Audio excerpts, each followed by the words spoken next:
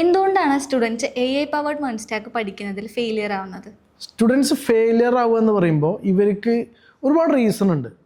ഒന്നാമത്തെ മെയിൻ കാര്യം ഇവരുടെ കൺസിസ്റ്റൻസി. അതായത് ഇവരൊരു കോഴ്സിന് ജോയിൻ ചെയ്യുമ്പോൾ അല്ലെങ്കിൽ ഒരു കോഴ്സ് പഠിക്കാൻ തുടങ്ങുമ്പോൾ ആ ഒരു എനർജിയും ആ ഒരു ക്ഷമയും കാര്യങ്ങളൊന്നും കുറച്ച് കഴിഞ്ഞാൽ ഉണ്ടാവില്ല.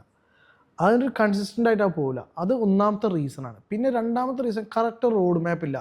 ഏതൊക്കെ പഠിക്കണം, എന്ത് പഠിക്കണം എന്നുള്ളത്. ഇപ്പോൾ MERN സ്റ്റാക്സ് നമ്മൾ പറയുകയാണെങ്കിൽ ഫസ്റ്റ് നമ്മൾ HTML CSS പഠിക്കണം.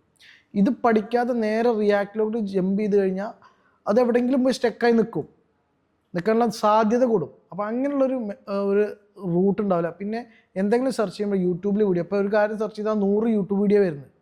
ഇതിൽ ഏതാണ് ശരിയുള്ളത്, ഏതാണ് തെറ്റുള്ളത്, ഏതാണ് കൂടുതൽ ടൈം പോകണമെന്ന് അവർക്ക് അറിയാൻ പറ്റുന്നില്ല.